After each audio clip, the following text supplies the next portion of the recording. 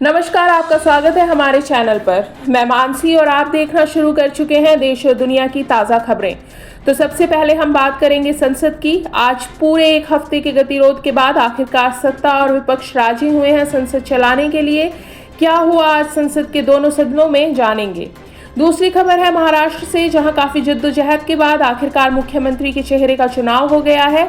कौन है ये और क्या इनसे जुड़ी हुई खबर इस वक्त बना रही है हेडलाइन, जानेंगे। तीसरी खबर है उत्तर प्रदेश के गाजीपुर से, जहां संभल के लिए जा रहे राहुल और प्रियंका गांधी के काफिले को रोक दिया गया। राहुल और प्रियंका गांधी संभल में हुए दंगों के बाद पीड़ितों के परिवारों से मिलना जाना चाहते थे। बात करेंगे इस मामले पर नेताओं के बयानों की। चौथी खबर है स्वर्ण मंदिर से, जहां आज सुबह तड़के हमला हुआ अकाली दल के सुखबीर सिंह बादल पर।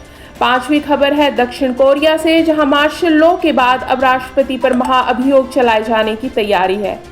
छठी खबर है क्रिकेट के मैदान से, भारतीय टीम के ऑस्ट्रेलियाई दौरे पर भारत की टीम क्यों नहीं करना चाहती है ओपन नेट प्रैक्टिस।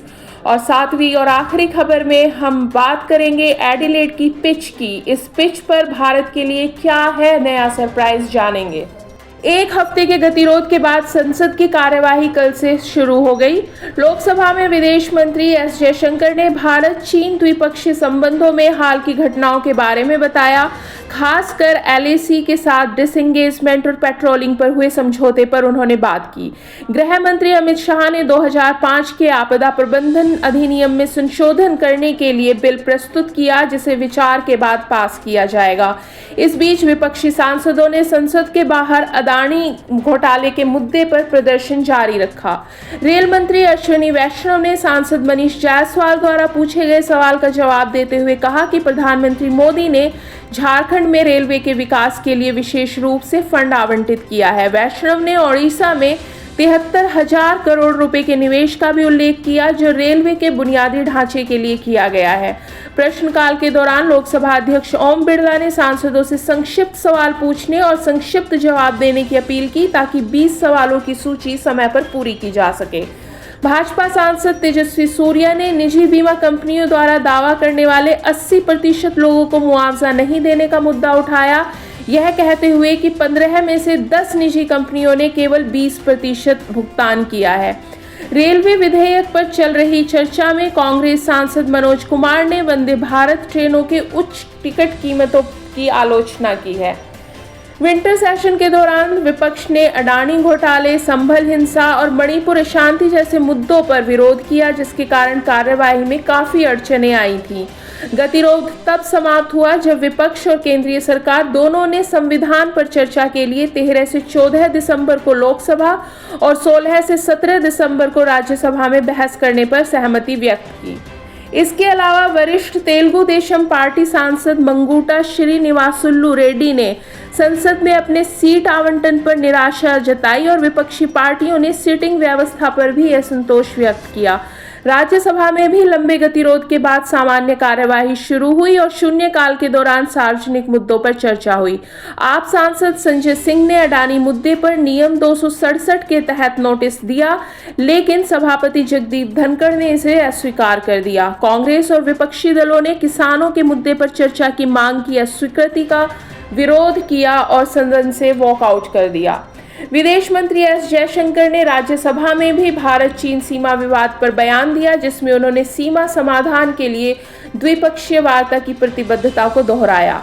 इस पर विपक्ष ने विरोध करते हुए जवाब मांगा, लेकिन जब विपक्ष को जयशंकर से सवाल पूछने की अनुमति नहीं दी गई, तब विपक्ष ने दोबारा विरोध में वॉकआउट किया। अन्य महत्वपूर्ण चर्चाएं जो आज राज्यसभा में हुई वो थी बॉयलर विधेयक के ऊपर, साथ में रेलवे संशोधन विधेयक भी आज सदन में राज्यसभा में पेश किया गया।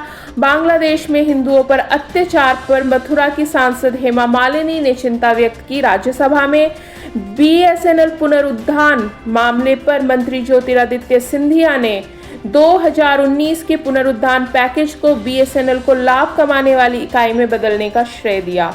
इस सेशन में आधुनिकीकरण, जल कल्याण और अंतर्राष्ट्रीय संबंधों पर चर्चाओं के साथ विपक्ष के विरोध प्रदर्शन भी लगातार जारी रहे। काफी दिनों तक चली लंबी जद्दोजहद के बाद महाराष्ट्र के मुख्यमंत्री पद का विवाद आखिरकार सुलझ गया है। वरिष्ठ भाजपा नेता देवेंद्र फडणवीस 5 दिसंबर को महाराष्ट्र के मुख्यमंत्री के रूप में तीसरी बार शपथ लेने जा रहे हैं। महायुति गठबंधन की शानदार जीत के बाद भाजपा ने उन्हें इस पद के लिए चुना है। मुंबई के आजाद मैदान में शपथ ग्रहण समारोह की तैयारियां लगभग पूरी हो चुकी हैं और राज्य के प्रमुख लोगों को निमंत्रण भेज दिए गए हैं। खास बात यह है कि मुख्य सचिव सुजाता सोनिक द्वारा जारी आधिकारिक निमंत्रण पत्र में उनका नाम देवेंद्र सरिता गंगाधर राव फडणवीस लिखा गया है। यह परंपरा से हटकर है क्योंकि इसमें उनकी मां सरिता का नाम भी शामिल है, जो पहले कभी आधिकारिक रूप से शामिल नहीं रहा था। 2014 और 2019 के शपथ ग्रहण समारोह में केवल उनके पिता गंगाधर का नाम उल्लेखित था। एक ब्राह्मण परिवार में जन्मे फडणवीस ने किशोरावस्था में ही अपने पिता गंगाधर, जो जनसंघ और भाजपा के नेता थे, उन्हें कैंसर के कारण खो दिया था। चुनाव परिणाम के बाद उनकी मां सरिता फडणवीस ने कहा कि भाजपा में हर कोई चाहता है कि उनका बेटा फिर से मुख्यमंत्री बने। उन्होंने कहा, यह साफ है कि प्रधानमंत्री नरेंद्र मोदी भी चाहते हैं कि वह इस भूमिका को निभाए। मोदी जी उन्हें बेटे की तरह मानते हैं। देवेंद्र फडणवीस की पत्नी अमृता फडणवीस एक बैंकर और एक समाज सेवी है और इनकी एक बेटी है जिसका नाम दिविजा है। राहुल गांधी को बुधवार को उत्तर प्रदेश पुलिस ने दिल्ली उत्तर प्रदेश के गाजीपुर बॉर्डर पर रोक दिया जब वे संभल में हिंसा प्रभावित इलाकों का दौरा करने जा रहे थे।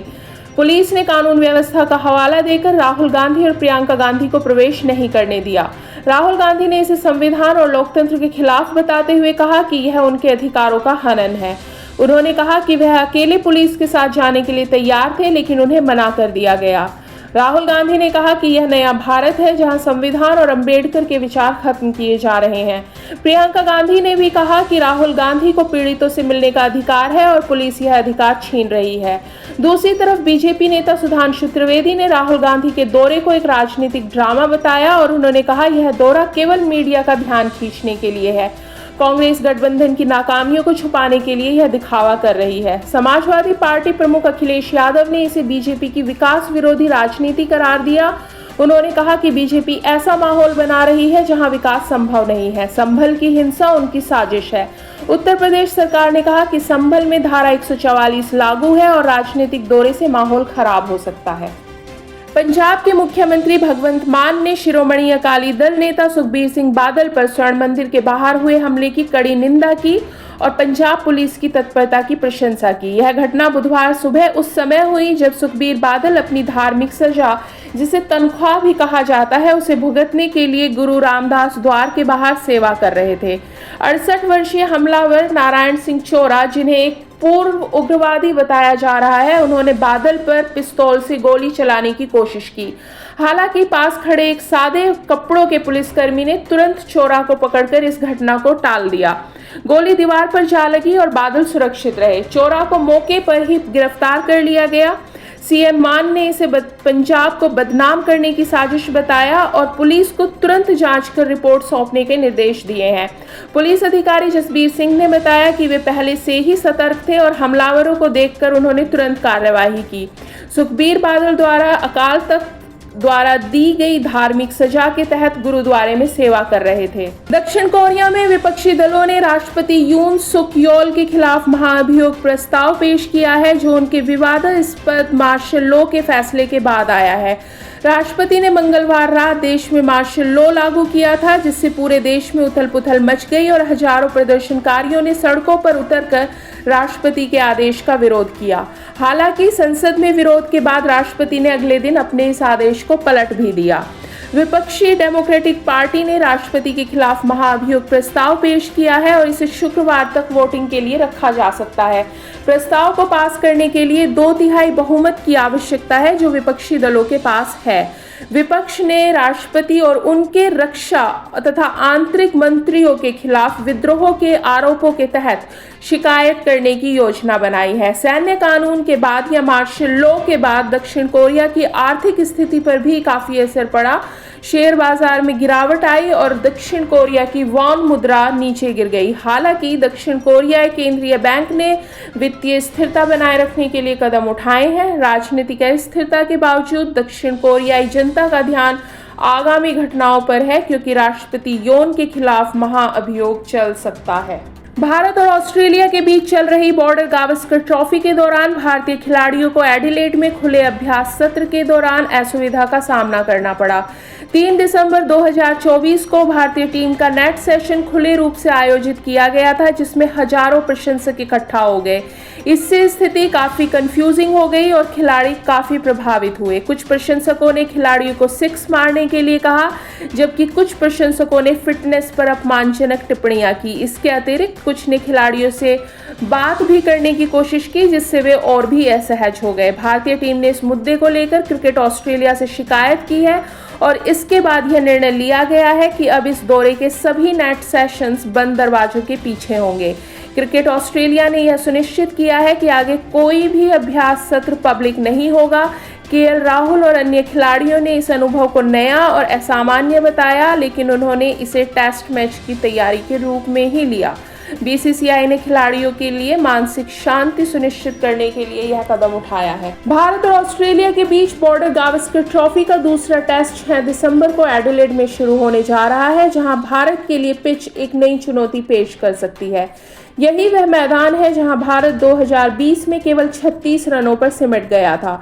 एडिलेड के प्रमुख क्यूरेटर डेमियन हाफ ने बताया कि पिच पर 6 मिलीमीटर घास छोड़ी जाएगी, जिससे तेज गेंदबाजों को मदद मिलेगी। हालांकि बारिश के कारण पहले दिन बल्लेबाजी में काफी कठिनाई हो सकती है, लेकिन हाफ ने कहा कि मैच के बाकी दिनों में मौसम साफ रहने की उम्मीद है।